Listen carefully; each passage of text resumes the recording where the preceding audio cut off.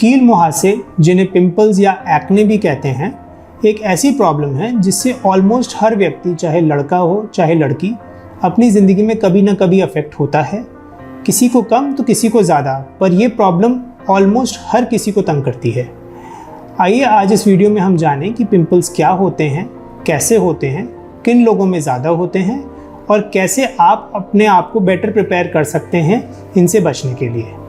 Hello, I am doctor Nidhish Agarwal, consultant dermatologist and hair transplant surgeon, Aura skin and hair clinic, Udaipur. हम सबके लिए समझना ज़रूरी है कि पिंपल्स के होने के क्या कारण होते हैं।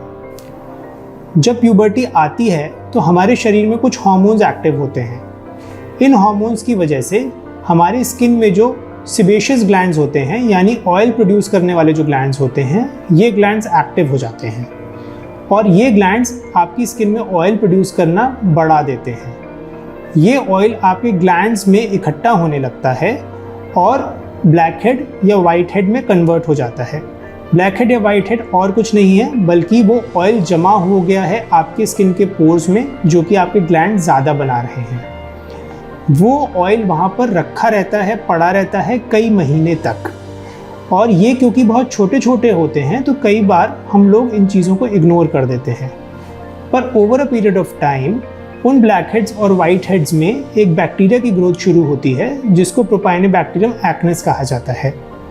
ये बैक्टीरिया उस ऑयल को डिग्रेड करके उसमें से कुछ और टॉक्सिक केमिकल्स बनाता है। वो जो टॉक्सिक केमिकल्स होते हैं वो हमारी स्किन को अफेक्ट करते हैं और इन्फ्लेमेशन होता है, जिसकी वजह से आपको लाल वाले पिंपल्स होना शुरू होते हैं। इसके साथ ही जैसे जैसे बैक्टीरियल एक्टिविटी बढ़ती है तो आपके उन पिंपल्स में पस पड़ने लगता है। वही पस पड़ के फिर उसमें दर्द होता है और फिर वो पिंपल्स फूट जाते हैं। ये सब होने के बाद जब आपकी स्किन हील होती है तब या तो उस पर काला निशान रह जाता है या गड्ढा रह जाता है। तो आपकी स्किन में पिंपल्स होने का कारण आपके हार्मोन्स की एक्टिविटी का बढ़ना और बैक्टीरियल ओवरग्रोथ है। ये दोनों चीज़ें मिलकर आपकी स्किन में पिंपल्स को जन्म देती है। जो हार्मोन्स पिंपल्स के लिए रिस्पॉन्सिबल होते हैं, उन हार्मोन्स की एक्टिविटी कुछ पर्टिकुलर डिजीज़ में बढ़ जाती है।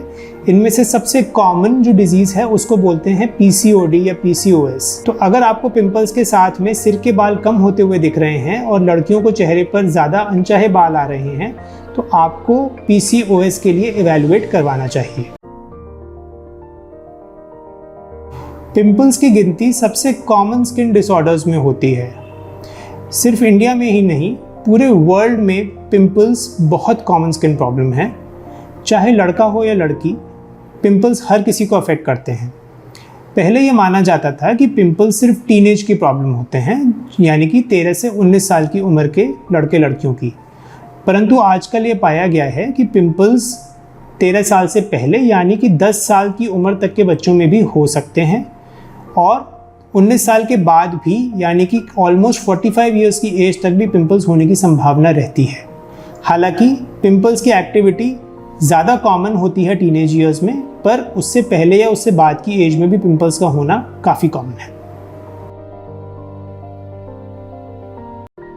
ज़्यादातर लोग ये समझते हैं कि पिंपल्स चेहरे पर ही होते हैं।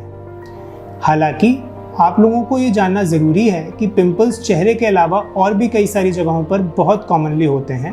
जैसे कि आपकी पूरी पीठ पर पिंपल्स हो सकते हैं, आपके बाजुओं पर पिंपल्स हो सकते हैं, यानी कि कोहनी से ऊपर ऊपर वाले हाथों पर। साथ ही चेस्ट पर भी पिंपल्स का होना बहुत कॉमन है। चेस्ट पर अगर पिंपल्स ज़्यादा हो जाते हैं तो उनका कीलॉइड्स में कन्वर्ट होना भी कॉमन होता है, जो कि ट्रीट करना बहुत मुश्किल होता है। तो अगर आपको पिंपल्स या कील मुहासे चेहरे के अलावा बाकी जगह हो रहे हैं तो उनको इग्नोर ना करें, ये सोचकर कि ये तो ढके हुए पार्ट्स हैं। उनका भी ट्रीटमेंट उतना ही ज़रूरी है जितना आपके चेहरे के पिंपल्स का।